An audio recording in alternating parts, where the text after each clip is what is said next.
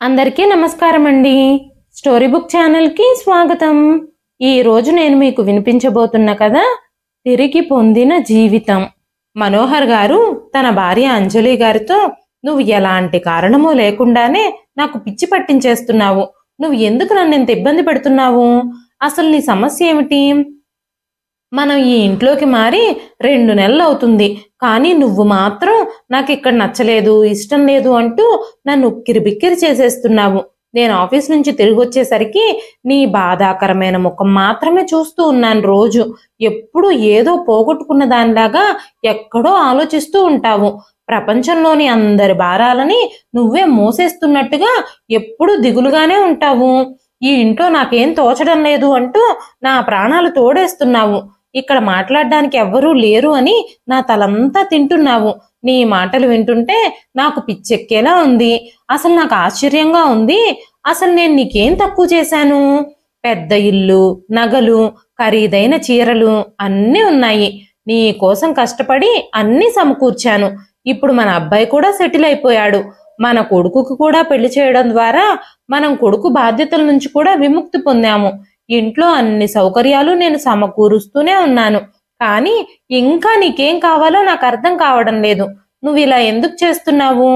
నీ పనికి మాలిన మాటలన్నీ వినడానికి నా దగ్గర సమయం లేదు. నీ కోసం నేను నా సమయాన్ని అస్సలు వృధా చేయను అని కోపంగా అన్నారు మనోహర్ గారు. ఒక్కసారిగా అంజలి గారి ముఖం మారిపోయింది. వెంటనే అంజలి గారు, అవును, నాకివ్వడానికి మీ దగ్గర ఎలాంటి సమయమూ ఉండదు. రోజంతా మీరు ఆఫీస్లోనే గడుపుతారు. రాత్రికి ఇంటికి తిరిగి వచ్చినప్పుడు మీరు మీ మొబైల్లోనే కూర్చుంటారు. ప్రతిరోజు అదే జరుగుతుంది.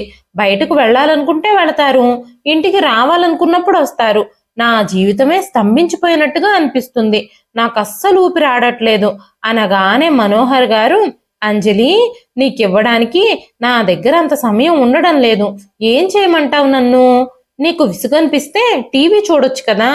మాటి మాటికి నా పనులు ఆపుకొని నీతో టైం స్పెండ్ చేయమంటే నాకు ఎలా కుదురుతుంది అన్నారు మనోహర్ గారు. అంజలి గారికి చాలా కోపంగా ఇంకా బాధగా ఉంది. ఆవిడ కన్నీళ్లతోనే పక్కకు తిరిగి పడుకుంది. మరుసటి రోజు ఉదయం తను కళ్ళు మూసుకుని నిద్ర నటిస్తూనే ఉంది. స్నానం చేసి మనోహర్ గారు ఆఫీస్కి సిద్ధమయ్యారు. ఆ తర్వాత అంజలి గారు కూడా లేచి ఫ్రెష్ అయ్యి తన భర్త చెప్పిన మాటల్ని పదే పదే గుర్తు చేసుకోవడం మొదలు పెట్టారు. అంజలి గారికి సంగీతం అంటే చాలా ఇష్టం. కాసేపు మైండ్ రిలాక్సేషన్ కోసం మొబైల్ అందుకొని బాల్కనీలో ఉన్న వాషింగ్ మిషన్ లో బట్టలు వేసి తనకిష్టమైన పాటను ప్లే చేస్తూ బట్టలు ఆరబెడుతూ పాటలు వినడం మొదలుపెట్టింది. కాసేపటి తర్వాత ఫోన్లో వస్తున్న పాటని హమ్ చేయడం కూడా మొదలుపెట్టింది. ఫోన్లో వస్తున్న పాట ఆగిపోయింది. కానీ అంజలి గారు అందులో ఎంతగా మునిగిపోయారంటే ఆ పాట అయిపోయిన తర్వాత కూడా ఆమె ఆ పాటని పాడుతూనే ఉంది. హఠాత్తుగా అప్పుడు పక్క నుంచి ఒక స్వరం వినిపించింది. అంజలి గారు కొద్దిగా భయపడిపోయారు. మౌనంగా ఉండిపోయారు. మీరు చాలా బాగా పాడుతున్నారు, మీ గొంతు చాలా బాగుంది అన్న మాటలు వినగానే, ఎవరున్నారు ఇక్కడ అంటూ అంజలి గారు కంగారుగా అటు ఇటు చూడడం ప్రారంభించారు. తనకెవ్వరూ కనిపించలేదు. కానీ వెంటనే అంజలి గారు భయంతో లోపలికి వెళ్ళిపోతూ ఉండగా అప్పుడు ఆమెకి మళ్ళీ ఒక స్వరం వినిపించింది. హలో అండి, ఇటు చూడండి అంటూ ఎవరో పిలుస్తున్నారు. అంజలి గారు అటు ఇటు చూస్తూ ఆ స్వరం ఎక్కడి నుంచి వస్తుందా అని వెతుకుతూ ఉండగానే పక్కింటి మేడ మీద నుంచి ఒక అమ్మాయి కనిపించింది. హలో అండి, మీరెలా ఉన్నారు అంటూ ఆవిడ చిన్నగా నవ్వింది. కానీ అంజలి గారు ఆవిడ్ని ఇదే మొదటిసారిగా చూస్తున్నారు. ఇంతకు ముందెప్పుడు ఆవిడ్ని చూడలేదు. అయినా అమ్మాయి అంజలి గారితో పరిచయం పెంచుకోవాలి అని అనుకుంటుంది. కాబట్టి అంజలి గారితో, మీరు ఎక్కడి నుంచి వచ్చారు అని అడిగింది. మీ పేరేమిటి అని అడగగానే అంజలి గారు, నా పేరు అంజలి, మరి మీ పేరేమిటి అన్నారు. వెంటనే ఆవిడ, నా పేరు మాధురి అని చెప్పి, మీకంటే ముందుగా ఈ ఇంట్లో ఉన్న వాళ్ళతో నాకు చాలా మంచి సంబంధాలు ఉన్నాయి. ఆవిడ నాకు చాలా మంచి ఫ్రెండు. ఎప్పటి నుంచో ఈ ఇంట్లోకి కొత్తగా ఎవరొచ్చారా, బయటికి ఎప్పుడు కనిపిస్తారా, మాట్లాడదామా అని ఎదురు చూస్తున్నాను. కానీ 2 నెలల నుంచి మీరు అస్సలు బయటికే రాలేదు. రోజంతా 4 గోడల మధ్య కూర్చుంటే మీకు బోర్ కొట్టడం లేదా? ఖాళీగా ఉన్నప్పుడు ఒక్కసారి మా ఇంటికి రండి. మనం ఒకరినొకరు మంచిగా పరిచయం చేసుకుందాం. ఒకరి గురించి ఒకరు తెలుసుకుందాం అని చెబుతూ ఉన్నప్పుడు అంజలి గారు ఆవిడ నుంచి తప్పించుకోవడానికి ప్రయత్నించారు. కానీ మాధురి గారు మాత్రం ఆవిడని వదలడం లేదు. ఈ రోజంతా మీకేం పనులున్నాయి? సాయంత్రం మీరేం చేయాలనుకుంటున్నారు? మన చుట్టుపక్కల వాళ్ళందరూ కలిసి సాయంత్రం మా ఇంట్లో కిట్టి పార్టీ చేసుకుంటున్నాము. మా పార్టీలో మీరు కూడా ఎందుకు చేరకూడదు? మీరు బిజీగా లేకపోతే సాయంత్రం మా ఇంట్లోనే పార్టీ ఉంది. మీరు పార్టీకి వచ్చారంటే మన కమ్యూనిటీలో ఉన్న మహిళలందరినీ మీకు పరిచయం చేస్తాను అన్నారు మాధురి గారు. కిట్టి పార్టీ పేరు వినగానే అంజలి గారికి కొంచెం టెన్షన్గా అనిపించింది. అమ్మో, కిట్టి పార్టీనా అనుకోవడం మొదలుపెట్టింది. నా భర్తకి ఇలాంటి పార్టీలంటే అస్సలు ఇష్టం ఉండదు. ఇలాంటి పనికి మాలిన పార్టీలకి ఎప్పుడూ వెళ్ళొద్దని ఎప్పుడో వార్నింగ్ ఇచ్చారు. నా భర్త అనుమతి లేకుండా నేనే పార్టీకైనా ఎలా వెళతాను అనుకున్నారు ఆవిడ. అప్పుడు మాధురి గారు, మీరు పెద్దగా ఆలోచించకండి, మాతో కలిసి పార్టీలో చేరితే మీకే చాలా బాగుంటుంది. నేను మీకోసం ఎదురు చూస్తూ ఉంటాను అని చెప్పింది. వెంటనే అంజలి గారు పక్కింటి మాధురి గారితో సరే అని చెప్పారు. కానీ అంజలి గారు మాత్రం ఆలోచిస్తూనే ఉన్నారు. నా భర్త మనోహర్ గారికి కోపం వస్తుందేమో అని ఆవిడ పార్టీకి వెళ్లకుండానే ఆగిపోయారు. కొన్ని రోజుల తర్వాత ఒకరోజు డోర్ బెల్ మోగడంతో అంజలి గారు వెళ్లి తలుపు తీసి చూశారు. పక్కింటి మాధురి గారు తలుపు దగ్గర నిలబడున్నారు. బాగున్నారా మీరు అంటూ మాధురి గారు అడగగానే అంజలి గారు నవ్వుతూనే సమాధానం చెప్పారు. నేను మిమ్మల్ని కలవడానికి వచ్చాను. మీ మీద నాకు చాలా కంప్లైంట్స్ ఉన్నాయి. ఆ రోజు కిట్టి పార్టీకి మీరు ఎందుకు రాలేదు అంటూ భుజం మీద చెయ్యేసి మాధురి గారు చాలా ఆప్యాయంగా అడిగారు. రోజు ఇంట్లోనే కూర్చుంటే ఎలాగా? రోజు ఒకే చోట కూర్చుంటే మన జీవితం అక్కడే ఆగిపోతుంది. మనుషులకి మార్పులు చాలా ముఖ్యం. నేను పక్కింటి సుమతి గారిని కూడా అడిగాను. ఆవిడ్ని కూడా మీరు ఎప్పుడు కలవలేదని, అస్సలు బయటే కనపడరని ఆవిడ కూడా చెప్తున్నారు.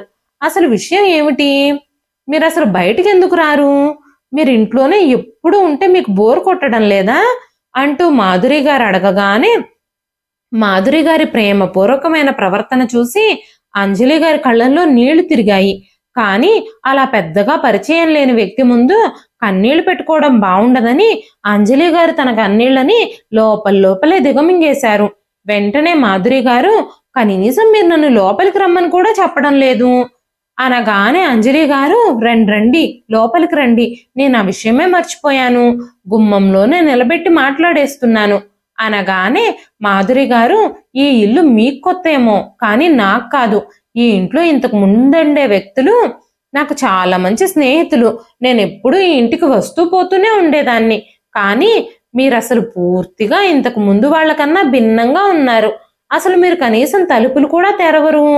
ఇక్కడ మాట్లాడుతుంటే మీరు అటు ఇటు చూస్తారేమిటి అని మాధురి గారు అనగానే అంజలి గారు విచారంతో, నా భర్తకి తలుపులు కిటికీలు తెరిచుంచడం అస్సలు ఇష్టం ఉండదు. ఎవరితోనైనా మాట్లాడడం కూడా ఆయనకి ఇష్టం ఉండదు. ఎవరింటికైనా వెళ్ళడం, కాసేపు టైం స్పెండ్ చేయడం, ఫ్రెండ్స్తో కలిసి బయటకు వెళ్ళడం, కిట్టి పార్టీలు ఇలాంటివన్నీ అసలు ఆయనకి ఇష్టం ఉండవు అనగానే మాధురి గారు ఆ మాటలు విని ఆశ్చర్యపోయారు.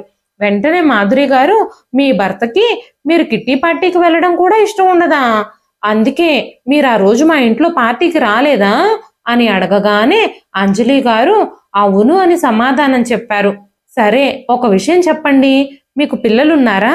హాస్టల్లో చదువుకుంటున్నారా అనగానే అంజలి గారు, నాకు ఒక్కడే కొడుకు, నా కొడుకు కూడా కొన్ని నెలల క్రితమే పెళ్ళయింది అని అంజలి గారు చెప్పగానే, అయితే నువ్వు అత్తవి కూడా అయ్యావన్నమాట. మీరు ఎవ్వరితోనూ మాట్లాడకుండా ఇలా 4 గోడల మధ్య ఉంటే మీ కోడలితో మాత్రం ఏం మాట్లాడతారు? మీ కోడలితో ప్రేమపూర్వక బంధాన్ని ఎలా కొనసాగిస్తారు అనగానే అంజలి గారు, నేను ఇక్కడ ఒంటరిగా ఉంటున్నాను. నా కొడుకు కోడలేమో బెంగళూరులో ఉంటారు. అంత దూరంలో నివసిస్తున్నప్పుడు ప్రేమని పొందడం, ఇంకా ప్రేమని పంచడం అన్న ప్రశ్నే లేదు అనగానే మాధురి గారు, సరే అవన్నీ మీ ఇష్టం, మీ ఆయన ఇష్టం. ఆ విషయాలన్నీ పక్కన పెడితే నేను ఈరోజు డిన్నర్లోకి గుత్తొంకాయ కూర చేశాను కాబట్టి మీకోసం కూడా కొంచెం తెచ్చాను. మీరు భోజనం చేశారా అనగానే అంజలి గారు, నేను అసలు ఈరోజు వంటే చేయలేదు. నాకేమీ చెయ్యాలనిపించలేదు, నాకేమీ తినాలనిపించలేదు, నాకు ఆకలిగా కూడా అనిపించడం లేదు. అందుకే ఉదయం నుంచి నేనేమీ తినలేదు అనగానే మాధురి గారు గబగబా వంటగదిలోకి వెళ్ళి చనువు తీసుకుంటూ అంజలి గారి కోసం అన్నం వండారు. ఆ తర్వాత ప్రేమగా ఆవిడ తెచ్చిన కూర అన్నం వడ్డించి ప్లేట్ అంజలి గారి చేతికిచ్చారు. అంత ప్రేమ ఆప్యాయత చూసి అంజలి గారి కళ్ళల్లో నీళ్లు తిరిగాయి. సరే చూడు, నేను చేసిన కూర ఎలా ఉందో, నీకు నచ్చిందో లేదో ట్రై చేసి చెప్పు అనగానే అంజలి గారు ఆశ్చర్యపోయారు. కాసేపు వాళ్ళిద్దరూ కబుర్లతోనే కాలక్షేపం చేశారు. ఆ తర్వాత అంజలి గారు వంటగదిలోకి వెళ్ళి టీ చేసి ఇద్దరూ కలిసి టీ తాగారు. మాధురి గారు అంజలి గారితో వరసలు కలిపేస్తూ, వదినా, నేను మిమ్మల్ని ఒక విషయం అడగొచ్చా? మీరు కొత్త ప్రదేశానికి వచ్చాక ఇక్కడ అలవాటు పడ్డానికి కొంచెం టైం పడుతుంది. అందుకే మీరు కొంచెం విచారంగా ఉన్నారని నేను అనుకుంటున్నాను. కానీ తినడం తాగడం మానేయడం ఎంతవరకు కరెక్టో మీరే చెప్పండి. కాస్త కిటికీలు తలుపులు తెరిచి బయట గాలిని కూడా ఆస్వాదించండి. మీ మనసు కూడా తేలిగ్గా ఉంటుంది. మీ ఆయన 24 గంటలు ఇంట్లో ఏం ఉండరు కదా. అన్నయ్య గారు వచ్చే టైంకి తలుపులు కిటికీలు మూసేయండి. అంతేకాకుండా మీతో ఇంకో విషయం చెప్పాలి. మీ స్వరం చాలా మధురంగా ఉంది. ఆ రోజు మీరు పాట పాడుతుంటే నేను అలాగే ఆపకుండా వింటూనే ఉన్నాను. నిజం చెప్పాలంటే మీ స్వీట్ వాయిస్ నాకు చాలా నచ్చింది. మీరు ఈ పాటలు పాడడం ఎక్కడ నేర్చుకున్నారు అని ప్రశ్నించగానే అంజలి గారు, మా తాతయ్య శాస్త్రీయ సంగీతంలో ప్రావీణ్యం కలవారు. ఆయన్ని చూసి నాకు కూడా సంగీతం అంటే ఇష్టం ఏర్పడింది. ఆయన దగ్గరే నేను సంగీతం నేర్చుకున్నాను అని చెప్పారు. అంజలి గారు సంగీతం గురించి మాట్లాడుతూ ఉన్నప్పుడు అంజలి గారి ముఖంలో చిరునవ్వు, కళ్ళల్లో మెరుపులు కనబడుతూ ఉన్నాయి. అప్పుడు మాధురి గారు, ఇది చాలా మంచి విషయం. నాకు ఒక విషయం అర్థం కావడం లేదు. మీ దగ్గర ఇంత టాలెంట్ ఉంది. మీరు చుట్టుపక్కల పిల్లలకి మ్యూజిక్ క్లాసులు ఎందుకు చెప్పకూడదు? దాంతో మీకు టైం పాస్ అవుతుంది, ఇష్టమైన పని చేయడంతో మీకు సంతోషంగా కూడా ఉంటుంది అనగానే అప్పుడు అంజలి గారు, నాకు సంగీతం అంటే చాలా ఇష్టం. పెళ్లికి ముందు చాలా ప్రాక్టీస్ చేసేదాన్ని. కానీ పెళ్ళయ్యాక అన్నీ వదిలేసుకున్నాను. నేను పాటలు పాడడంలో మా మామగారికి అభ్యంతరం ఉంది. నా భర్తకు కూడా పాటలు పాడడం నేను పెద్దగా నచ్చదు. అందుకే నేను నా ఇష్టాలన్నీ వదిలేసుకోవాల్సి వచ్చింది. కానీ నేను పాటలు మాత్రం వదిలిపెట్టలేకపోయాను. ఎవ్వరూ లేనప్పుడు పాటలు వింటూ హమ్ చేస్తూ ఉంటాను. నా సమయాన్ని ఎక్కువగా అలాగే గడుపుతున్నాను. కానీ ఈ వయసులో నా జీవితంలో ఎక్కువగా శూన్యమే కనిపిస్తుంది. ఇక ఎందుకు జీవించాలి అని అనిపిస్తుంది. ఏదో ఒకటి చెయ్యాలి అన్న ఆలోచన నన్ను తినేస్తుంది. ఏదో ఒకటి చేసి ఈ జీవితాన్ని ముగించేయాలి. నాకంటూ నన్ను ప్రేమించే వారెవ్వరూ లేరు. ఈ జీవితానికి నాకు ప్రశాంతత అనేదే లేదు. నేనేం చెయ్యాలనుకున్నా అడ్డుపడేవారే ఉన్నారు నా చుట్టూ అన్నారు అంజలి గారు. ఆ మాటలు విన్న మాధురి గారి గుండె వేగంగా కొట్టుకోవడం ప్రారంభించింది. వెంటనే మాధురి గారు, మీరు ఏది చెయ్యాలనుకుంటే అది చెయ్యండి. దాని గురించి ఆలోచించాల్సిన అవసరం ఏముంది? మన వయసు ఏదైనా సరే మన అభిరుచుల్ని నెరవేర్చుకోవడం ముఖ్యం. మనకంటూ మనం కొంత సమయం కేటాయించుకోవడం ముఖ్యం అని మాట్లాడుతూ ఉన్నప్పుడు అంజలి గారు చాలాసేపు కళ్ళల్లోంచి కారుతున్న నీళ్లని అదుపు చేసుకోలేక ఏడుస్తూనే ఉన్నారు. మాధురి గారు అంజలి గారిని తిట్టి, అసలు చచ్చిపోవాలనుకునే ఆలోచన ఏంటి మీకు? ఇలా చేసి మీ కుటుంబాన్ని శిక్షించాలి అని అనుకుంటున్నారా? మీరు వెళ్ళిపోతే జీవితాంతం మీకోసం ఇక్కడ ఎవరైనా ఏడుస్తూ కూర్చుంటారని మీరు అనుకుంటున్నారా? ఖచ్చితంగా కాదు. చావు ప్రతి సమస్యకి పరిష్కారం కానే కాదు.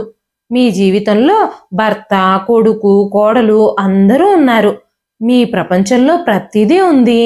మీరు ఆ రోజుల్లో అత్తామామల మాటకి ప్రాధాన్యం ఇచ్చారంటే మీరు వాళ్ళది ఎంతగా గౌరవం ఇచ్చుంటారు, వాళ్ళని ఎంత ప్రేమించుంటారు. కానీ అది కూడా పూర్తిగా కరెక్ట్ అని నేను అనను. అందరి ఇష్టాల్ని మీరు మీ మీద రుద్దేసుకుని మీ జీవితానికి ప్రాధాన్యం ఇచ్చుకోవడమే మానేశారు. మీ భర్త మీరు బయటకు వెళ్ళడానికి ఇష్టపడరు కాబట్టి మీరు 4 గోడల మధ్యలోనే బందీ అయ్యారు. మీ ఆయనకి తలుపులు తెరవడం అంటే ఇష్టం ఉండదు కాబట్టి తలుపులు మూసేసుకొని లోపలే కూర్చోవడం మొదలుపెట్టారు. పార్టీలు చేసుకోవడం ఇష్టం లేదని ఆయన కోసం మీరు ఒంటరిగానే గడుపుతున్నారు. మన జీవితంలో మన కుటుంబ సభ్యులందరూ మనకి ముఖ్యమే. కానీ మన ఇష్టాల కంటే ఎవ్వరూ మనకి ముఖ్యం అవ్వకూడదు.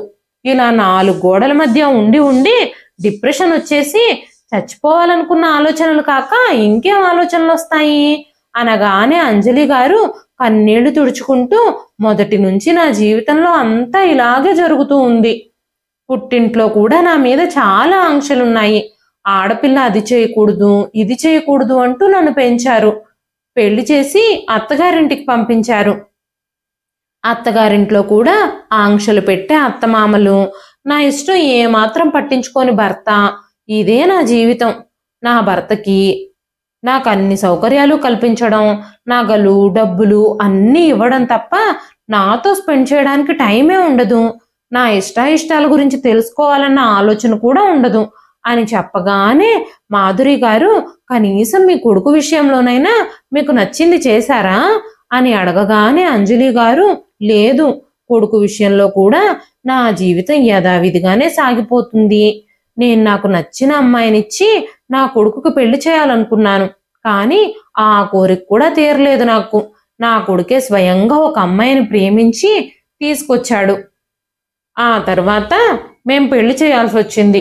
నా కొడుకుకి 25 ఏళ్లుంటాయి అంతే. తను తన కోరిక ప్రకారం జీవిస్తున్నాడు. కానీ ఇన్నేళ్లలో నేను నా కోరిక ప్రకారం ఒక్కరోజు కూడా జీవించలేకపోయాను అనగానే మాధురి గారు, మరి మీరు చనిపోవాలనుకున్నప్పుడు మీ కొడుకు గురించి కూడా ఆలోచించలేదా?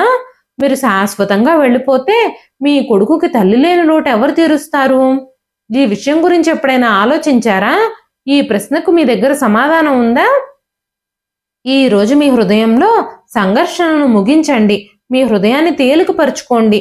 మీ ఇష్టం వచ్చినట్టు మీ జీవితాన్ని గడపండి అంటూ మాట్లాడుతూనే అనుకోకుండా మాధురి గారి కళ్ళు బెడ్రూమ్ వైపుగా వెళ్ళాయి. బెడ్రూమ్ తలుపు కాస్త తెరుచుకునుంది. లోపలికి పరీక్షగా చూసేసరికి మాధురి గారి పాదాల కింద నేల జారిపోయింది. మంచం పైన ఒక స్టూల్ ఉంది. ఫ్యాన్కి ఒక చీర వేలాడుతూ ఉంది. ఒక్క క్షణంలోనే మాధురి గారికి తను రాకముందు అక్కడ ఏం జరిగిందో అర్థమైపోయింది. వెంటనే మాధురి గారు, నేను రావడం ఒక్క క్షణం ఆలస్యమైతే ఇక్కడ ఏం జరిగేదో నాకు ఇప్పుడే అర్థమైపోయింది అనగానే అక్కడ ఒక్క క్షణం భయంకరమైన నిశ్శబ్దం వ్యాపించింది. అప్పుడే మాధురి గారు వణుకుతున్న స్వరంతో ఆ నిశ్శబ్దాన్ని ఛేదించి, అన్నయ్య గారు ఆఫీస్ నుంచి ఎన్నింటికి వస్తారు అనగానే, ఆయన రోజు ఆలస్యంగానే ఇంటికి వస్తారు. ఒక్కో రోజు రాత్రి 12 కూడా అవుతుంది అనగానే మాధురి గారు, అయితే మీరు ఇప్పుడు నాతో పాటు మా ఇంటికి రండి. మిమ్మల్ని ఇక్కడ ఒంటరిగా వదిలి వెళ్ళడానికి నాకు ఇష్టం లేదు. నువ్వు ఒంటరిగా ఉంటే మళ్ళీ నీకు ఎలాంటి ఆలోచనలు వస్తాయో. నా కొడుకు కోడలతో నా జీవితం చాలా సంతోషంగా ఉంది. నా భర్తకి నా విషయంలో ఎలాంటి ఆంక్షలు లేవు. నా ఇష్టాయిష్టాలు తీర్చుకోవడానికి నాకెప్పుడు ఎవ్వరూ ఎలాంటి ఆంక్షల్ని విధించలేదు. నా భర్త, కొడుకు, కోడలు అందరూ నన్ను గౌరవిస్తారు అనగానే అంజలి గారు, నాకు అలాంటి స్వేచ్ఛ ఎప్పుడూ ఈ ఇంట్లో లేదు. అంతకుముందు నా జీవితం నా భర్త ఇష్టాయిష్టాల ప్రకారం జరిగింది. ఇక మీదట నా కొడుకు ఇష్ట ప్రకారం జరుగుతుందేమో. ఇంతకుముందు నా ఇల్లు నా అత్తగారి చేతుల్లో ఉండేది. ఇప్పుడు నా కోడల చేతుల్లోకి వెళ్ళింది. నాకంటూ ఏదైనా ఉందో లేదో కూడా నాకు అర్థం కావడం లేదు. ఎవరో ఒకరు అనుమతి లేకుండా నేను కనీసం కదలను కూడా కదల్లేను అని చెప్పగానే ఆ మాటలు విన్న మాధురి గారి గుండె జల్లుమంది. అంజలి గారి స్థానంలో తనుండుంటే బహుశా తను కూడా అదే పరిస్థితుల్లో ఉండేదేమో. వెంటనే మాధురి గారు అంజలి గారితో, వదినా, ఈ రోజు మీ జీవితంలో మొదటి మార్పుని స్టార్ట్ చేద్దాం అనగానే అంజలి గారు, మీ ఉద్దేశం ఏమిటి? ఏం మాట్లాడుతున్నారు మీరు అన్నారు. వెంటనే మాధురి గారు, ఈ రోజు మీరు ఈ ఇంటి కిటికీలన్నీ తెరవండి. మీ భర్త ఇంటికి రాగానే వాటిని మూసేయడం ప్రారంభిస్తే నాకు ఈ విధంగా కిటికీలన్నీ తెరిచుండడమే ఇష్టం అని చెప్పండి. కొన్నిసార్లు మన ఇష్టాయిష్టాలు నెరవేర్చుకోవడం కోసం మనం నిరసన కూడా వ్యక్తం చేయాల్సి ఉంటుంది. మన హక్కుల్ని మనం సాధించుకోవాలి. ఎవ్వరూ తెచ్చి ఏది మన చేతిలో పెట్టరు.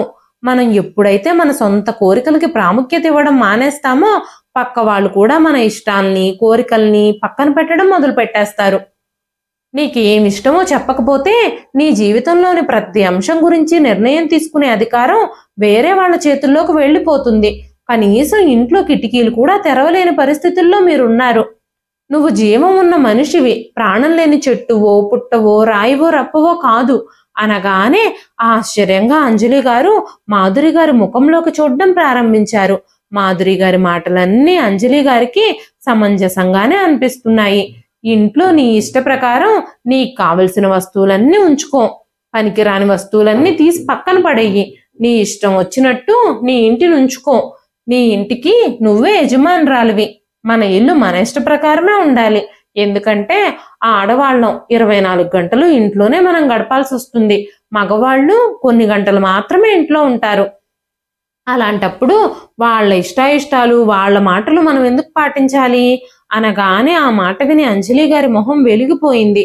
వెంటనే మాధురి గారు, నేను వచ్చి చాలాసేపు అయిపోతుంది, ఈ రోజు నా భర్త పని మీద వేరే ఊరికెళ్లారు, పిల్లలు కూడా బయటకెళ్లారు, మా ఇంట్లో నేను ఒంటరిగా ఉన్నాను కాబట్టి మీరు నాతో పాటు మా ఇంటికి ఎందుకు రాకూడదు, మీరు ఎందుకు ఆలోచిస్తున్నారు, అన్నయ్య గారు వచ్చినప్పుడు అప్పుడే తిరగొద్దురు గాని, మీరు ఫోన్ మీతో పాటు తెచ్చుకోండి, అన్నయ్య గారు వస్తే ఫోన్ చేస్తారు అనగానే అంజలి గారు, లేదు లేదు, నేను మళ్ళీ ఎప్పుడైనా వస్తాను, ఇంకోసారి వీలు చూసుకుని వస్తానులే అనగానే మాధురి గారు అంజలి గారి చెయ్యి పట్టుకుని బలవంతంగా తన ఇంటికి తీసుకెళ్లిపోయారు. మాధురి గారి ఇల్లంతా మాధురి గారి ఇష్టాయిష్టాల ప్రకారం అలంకరించుంది. ఇద్దరూ డ్రాయింగ్ రూమ్ లో కూర్చున్నారు.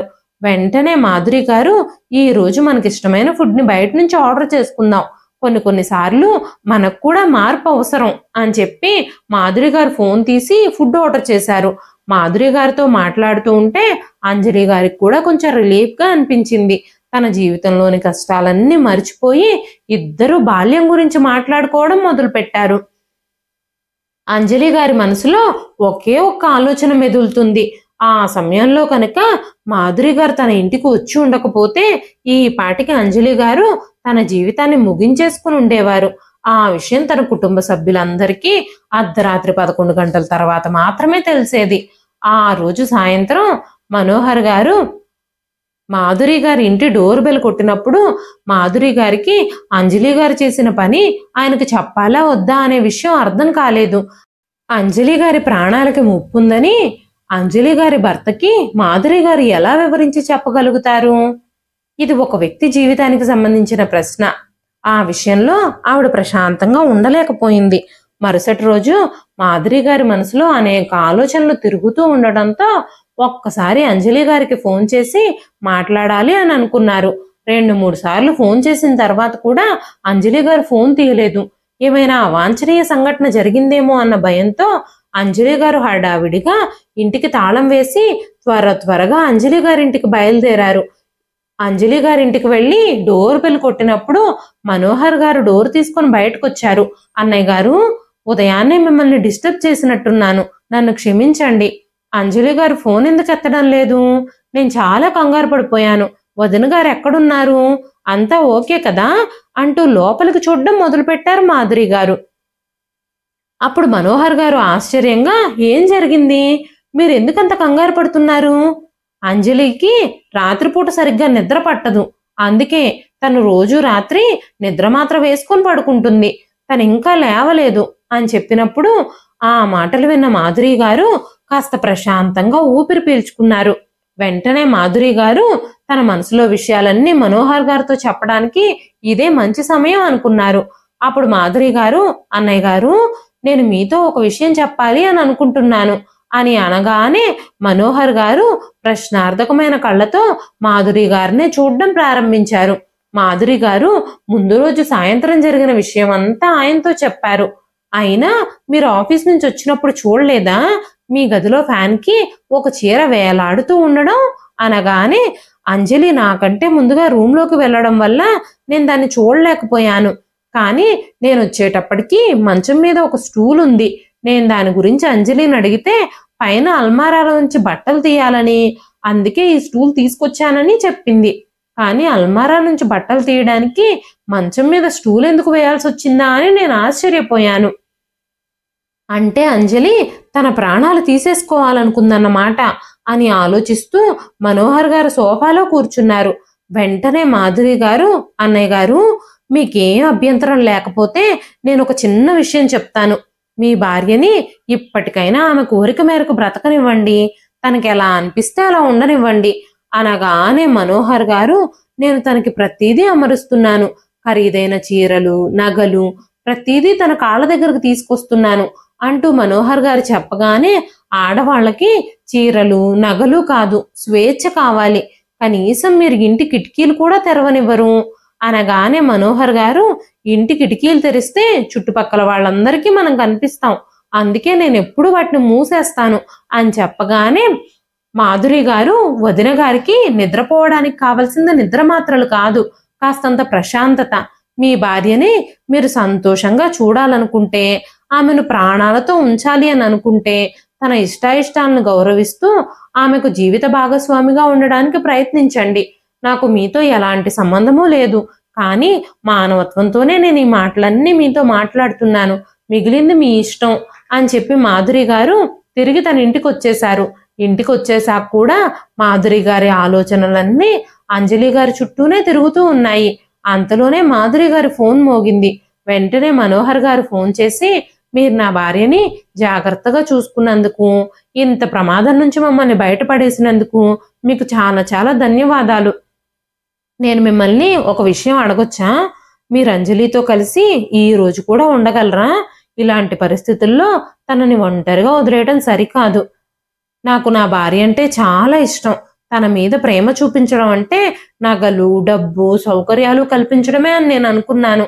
మీరు చెప్పే వరకు తను ఇంత డిప్రెషన్లో ఉందని నేను గమనించలేకపోయాను అని మాట్లాడుతూ ఉన్న మనోహర్ గారి గొంతు బరువెక్కింది. వెంటనే మాధురి గారు, ఇప్పుడు మేమిద్దరం మంచి స్నేహితులం అయ్యాం, ఖచ్చితంగా నేను తనకి తోడుగా ఉంటాను అని చెప్పారు. కాసేపటి తర్వాత అంజలి గారు మాధురి గారింటికి వచ్చారు.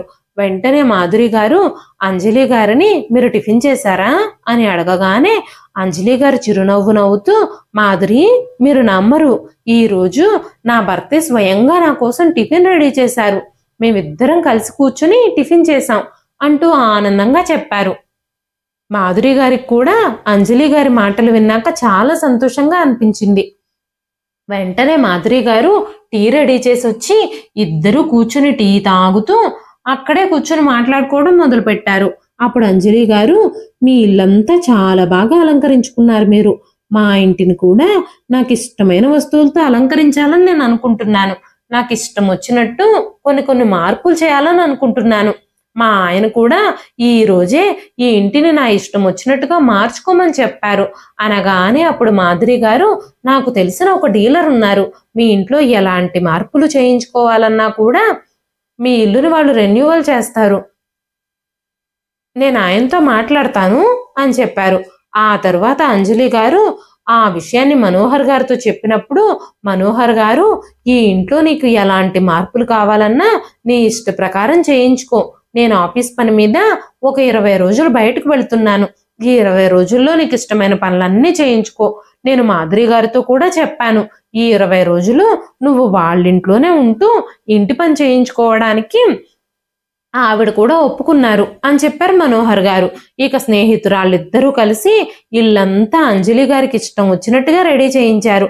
పాత సామాన్లన్నీ బయటకు తీశారు.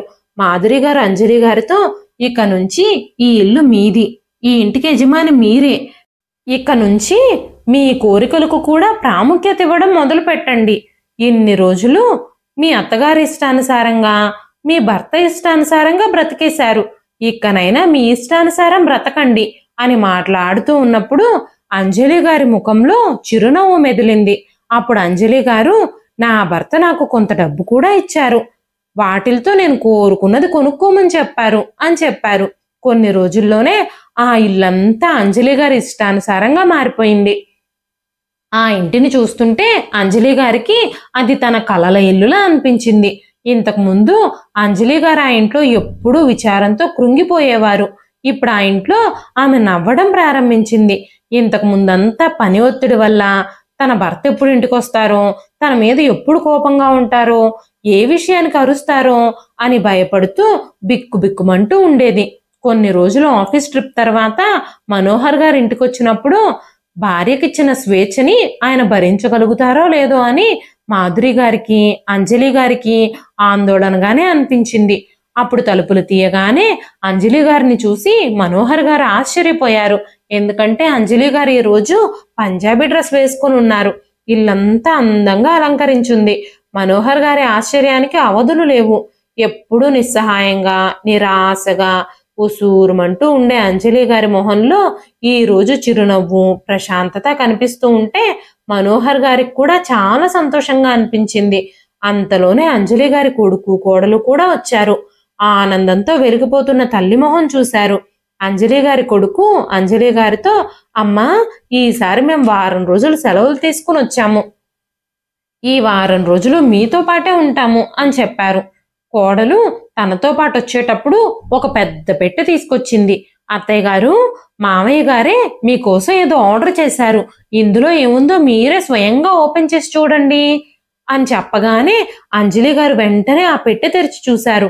ఆ ఆనందంతో అంజలి గారికి 2 కాళ్ళు నేల మీద నిలబడడం లేదు. వెంటనే అంజలి గారితో, ఇక నుంచి మీ కలలు నెరవేర్చుకుంటూ ఉండండి అని చెప్పినప్పుడు అంజలి గారి భర్త తెచ్చినటువంటి ఆ బహుమతి చూసి ఆవిడ చాలా సంతోషించారు. ఈ రోజు తన కుటుంబం చాలా సంతోషకరమైన కుటుంబంలా కనిపిస్తుంది. అంజలి గారు తను మాధురి గారు లాంటి స్నేహితురాల్ని పొందినందుకు చాలా ఆనందంగా ఫీల్ అయ్యారు. రాజారాం గారు ఆఫీస్ పని మీద బయటకు వెళ్లారు, కానీ అది నిజానికి ఆఫీస్ పని కాదు. భార్యకి కొన్ని రోజులు స్వేచ్ఛ ఇవ్వాలనే ఉద్దేశంతోనే అంజలి గారు తన ఇంట్లో తన ఇష్టాలను నెరవేర్చుకుంటూ తన మనసులోని దిగుల్ని, బాధని అన్ని మర్చిపోయేలా చేయాలని మనోహర్ గారు ఆ విధంగా ప్లాన్ చేశారు. దీనికి మాధురి గారు చాలా వరకు సహాయం చేశారు. మనోహర్ గారు మాధురి గారికి చేతులు జోడించి కృతజ్ఞతలు తెలిపారు. వెంటనే మాధురి గారు, పంజరం బంగారంతో చేసినా సరే పక్షులు అందులో ఉండడానికి ఇష్టపడవు, స్వేచ్ఛగా ఎగరడానికే ఇష్టపడతాయి. మనుషులు కూడా అంతే. ఆనందం ఖరీదైన వస్తువుల్లో కాదు, వారి వారి కోరికల మేరకు వాళ్ళు స్వేచ్ఛగా జీవించడంలోనే ఆనందం ఉంటుంది అని చెప్పారు. ఆ తర్వాత అంజలి గారు కూడా మాధురి గారికి కృతజ్ఞతలు చెప్పారు. ఆ రోజు మీరు నాకు పరిచయమై ఉండకపోతే ఈ రోజు నా జీవితంలోకి సంతోషాలే వచ్చుండేవి కావు అని చెబుతూ ఉన్నప్పుడు అంజలి గారి కళ్ళల్లో నీళ్లు తిరిగాయి. ఈ రోజు మొదటిసారిగా అంజలి గారికి ఇది నా ఇల్లు, ఈయన నా భర్త, తిను నా కొడుకు, ఇది నా కుటుంబం అన్న ఫీలింగ్ కలిగింది. ఇక ఆమె జీవితంలో నిరాశ, నిస్పృహలు పూర్తిగా దూరం అయిపోయాయి. ఆవిడ మానసిక పరిస్థితులు కూడా మెల్లమెల్లగా మెరుగయ్యాయి. ఆ ఇంట్లో పూర్తి సంతోషం, ఆనందం మాత్రమే నిండింది. మనోహర్ గారు కూడా అంజలి గారిని అర్థం చేసుకొని ఆవిడతో టైం స్పెండ్ చేయడం మొదలుపెట్టారు. ఆవిడ ఇష్టాలన్నీ నెరవేరుస్తూ తన భార్య కోరికల్ని అర్థం చేసుకోవడం మొదలుపెట్టారు. అంజలి గారు చాలా తక్కువ కాలంలోనే తన టెర్రస్ మీద చుట్టుపక్కల పిల్లలందరినీ పోగు చేసి సంగీతం క్లాసులు కూడా చెప్పడం మొదలుపెట్టారు. అంజలి గారు ఇప్పుడు తన జీవితాన్ని తిరిగి పొందినట్టుగా తనకు అనిపిస్తోంది. ఇదండి ఈ రోజు కథ.